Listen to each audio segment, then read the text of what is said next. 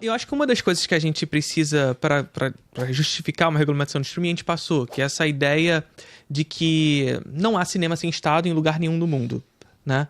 Acho que essa é uma das primeiras coisas.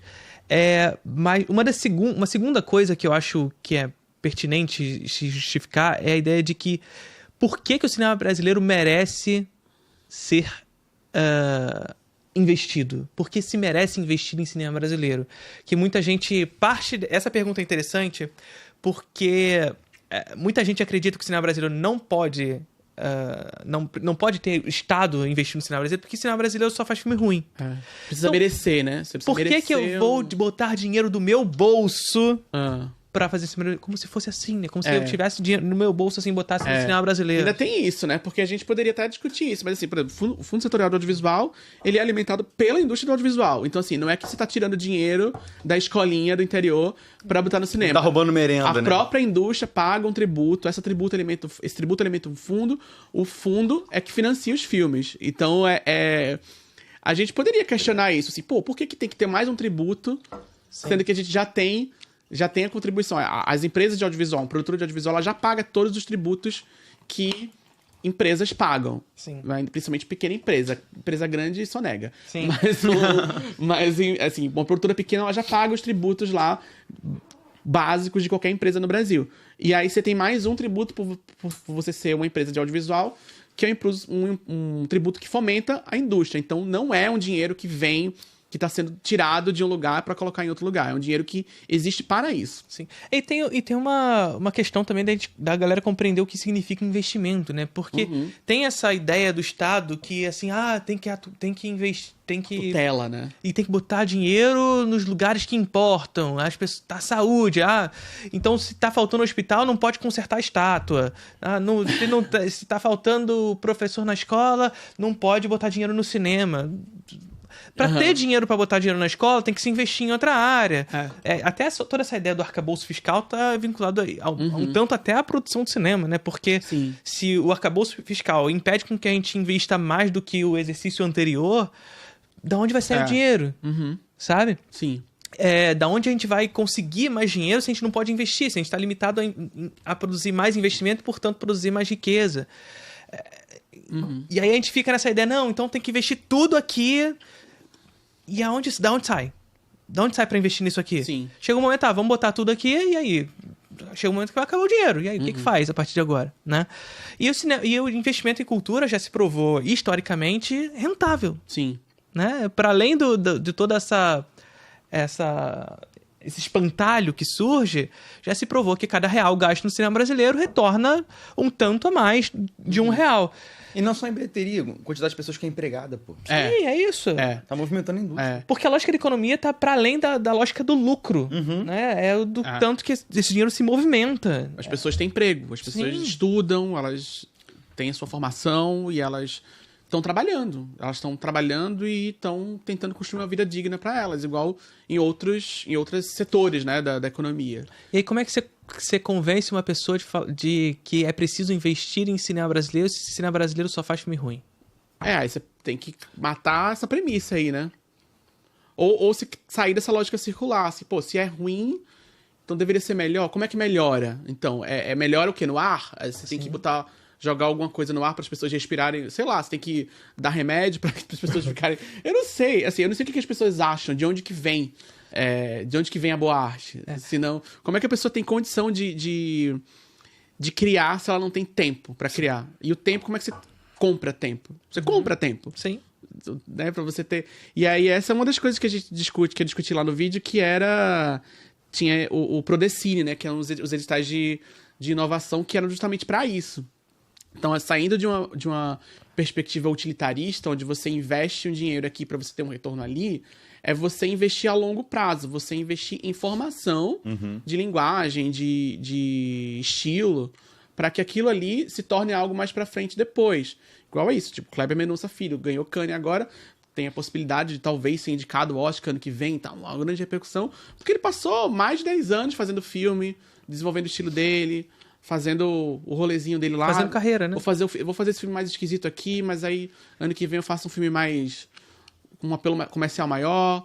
você vai, tipo, testando ali. Enquanto você tá testando, você tá gerando emprego para essas pessoas, dando dignidade para elas, para que elas possam pagar suas contas e que elas possam aprender, sabe? Tipo, o Kleber tá lá fazendo o filme dele, citando o Kleber por acaso, mas assim, tem um monte de gente. O assistente de diretor dele pode ser o novo Kleber daqui a alguns anos. O Juliano Dornelles.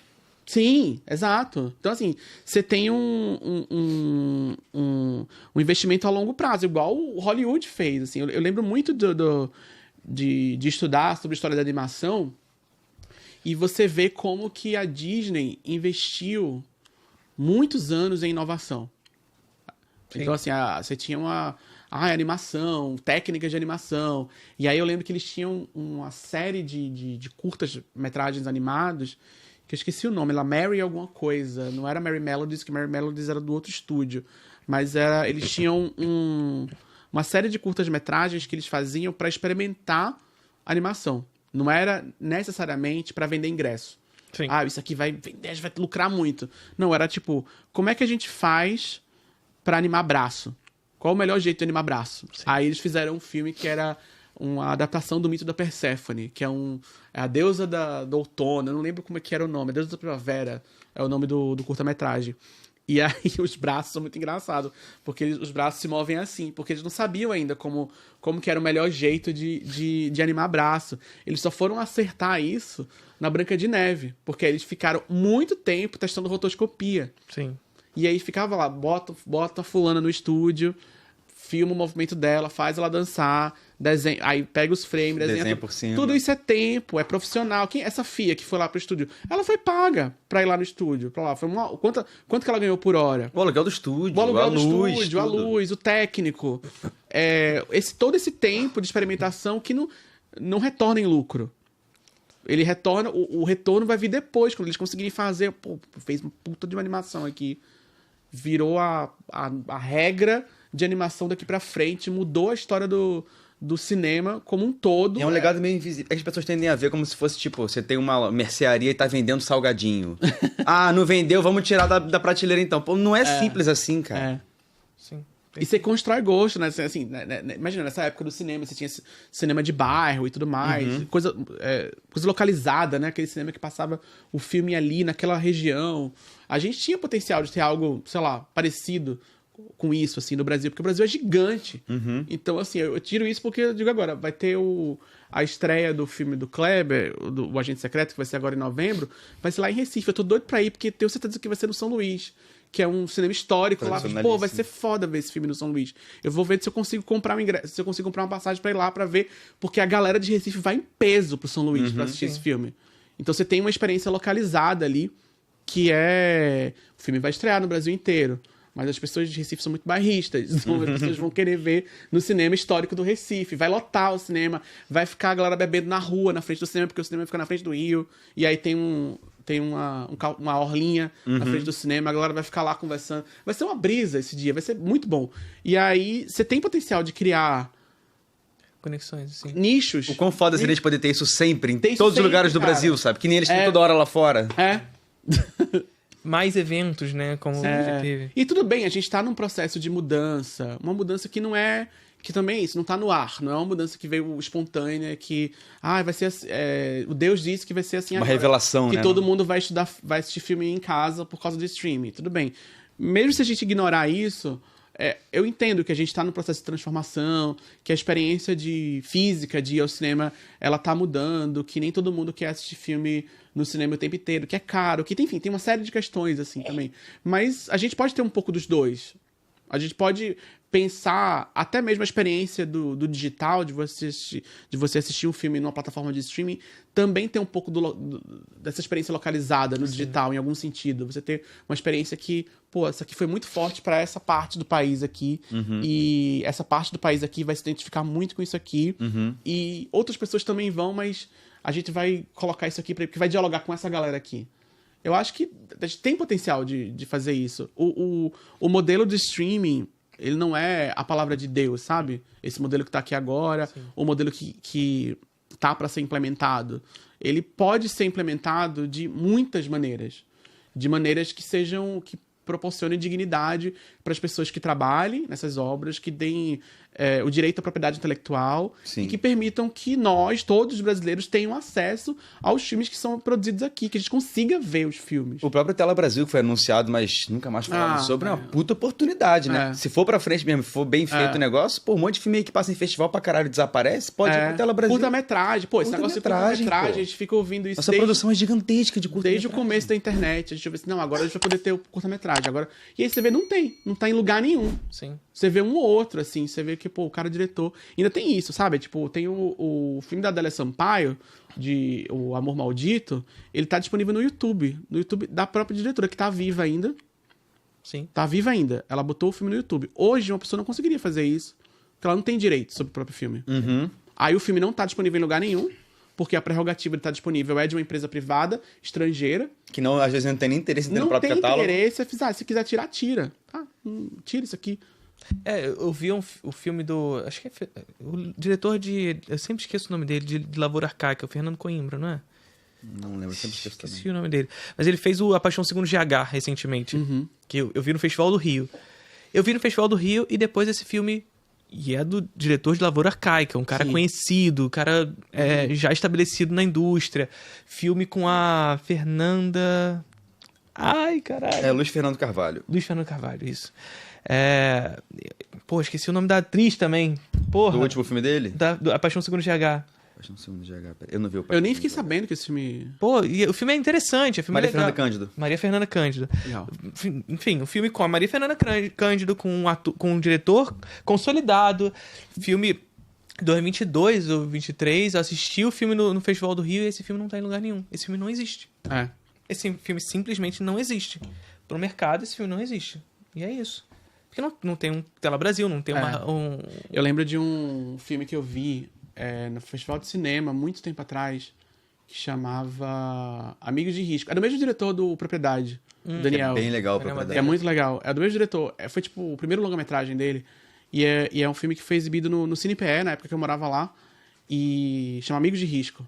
E aí passou no festival e esse filme me marcou muito porque ele foi gravado no bairro do lado, assim, muito perto de onde eu morava. E eu morava na periferia, era um bairro que ninguém nem lembra que existe em Recife, assim, porque todo mundo só fala de Recife ou da Zona Norte ou do centro ou da praia. E aí essa região onde eu morava ninguém nem sabe que existe, assim. E aí quando eu vi esse filme eu fiquei assim, muito impactado porque o filme é muito legal. E eu fiquei muito impactado por ver os lugares que eu tava acostumado a ver. Você não tá vendo a Califórnia, você tá vendo um lugar que você passou, você tem uma história ali. Tem a estação de metrô, ele filme passa dentro da estação, tem uma cena dentro da estação de metrô. Pô, estação de metrô que eu andava desde criança, assim, meu pai me levava lá e tudo mais, assim. E aí esse filme também não existe em lugar nenhum. Ele tem um problema muito específico desse filme que foi, eles perderam o negativo, tem todo um rolê. Puta merda. E aí mas aí eles conseguiram restaurar e remontar, e ele passou no cinema 2 anos atrás, assim. Sim. Passou lá em Recife, acho que passou aqui em São Paulo em uma sessão e tudo mais. Só que esse filme não existe em lugar nenhum. Assim, não tem em nenhum streaming, não tem na pirataria, não tem nada, zero, assim. Ele tá, quando você coloca no Google, assim, pra ver onde que existe esse filme, aparece lá, Cinemateca Pernambucana, tipo, ele tá lá guardado na Cinemateca. Espero que muito bem guardado. Sim. Sabe? Mas ele não existe, assim. É um filme que me tocou muito. E é isso, é um filme que ele tem um apelo pra mim regional, assim, no sentido de, pô, é o lugar que eu cresci e que eu queria muito ver e eu achei muito legal. É um filme que, pô, me marcou muito e não existe. E igual a esse, existem muitos outros. Tipo, da história, filme dos anos 80, que ninguém nem sabe que existe, que às vezes alguém viu no festival, você vai procurar Aí tem uma crítica de 2008, a pessoa viu no festival lá, Sim. E é o único registro do filme que tem. E você vê nos comentários, onde você viu? Aí, tipo, nunca tem resposta eu às vi no vezes. Festival de Brasília, em 2007, e é isso. Não tem mais onde. Tem onde procurar, amigo. Aí é isso, como é que a gente consegue pensar em futuro se não tem memória? Pois é. E a gente tá falando de filmes recentes, muitas vezes. Filmes sabe? recentes, cara. E tem um limbo, eu acho que tem um limbo, assim, claro, a gente tem esse problema nos filmes muito antigos, né? Os filmes dos anos 80. Questão mais de preservação também. De preservação e tudo mais. Mas acho que tem um limbo ali entre os anos 2000 e o meio dos anos 2010, quando o streaming ainda não estava estabelecido, e aí você tinha o filme que era exibido em festival, e aí não tinha pra onde ir, aí, sei lá, foi lançado em DVD, às vezes, tem um DVD do filme, mas o filme não pegou o hype do streaming, e aí ele morreu ali. Sim. Porque Às vezes não foi nem filmado em digital, Às então vezes não foi tem um filmado arquivo bom digital. guardado. tem esse limbo. Falsa Loura. É, Falsa Loura, não tem a versão boa Porra. até hoje, cara, essa porra. não tem. Falsa Loura tá no YouTube em 240p. É, eu achei uma versão, quando eu assisti, eu achei uma versão melhorzinha, Sim. em 480. Pois é. E é um filme de 2007. É. E aí é isso, assim, aí você acha lá no YouTube. E acabou. E acabou, assim. E aí, assim, como é que você faz Tem até uma coisa interessante, que é essa coisa da restauração, que a gente precisa, né? A gente precisa investir mais nisso e tudo mais. Precisa pegar esses filmes que tem umas iniciativas interessantes, né? Teve o Onda Nova, foi restaurado, aí passou no cinema. Aí vai passar agora o Teve saneamento básico agora. Iracema. Iracema foi restaurado, vai passar no cinema agora. Todo o trabalho do pessoal do Cine Limite também, que restaura filmes brasileiros, é bem maneiro. São iniciativas pontuais É uma ali. transamazônica, né? Esse eu nunca vi, mas tipo, é um filme que sempre aparece no lista de melhores filmes brasileiros de todos os tempos. E até aquele Manas, né, que saiu esse ano, a diretora falou que se inspirou no Iracema pra fazer o Manas. E aí eu fiquei, pô, que legal, acho que eu preciso assistir esse filme, né? E aí vai passar no cinema. Eu falei, pô, então vou assistir no cinema, então, né?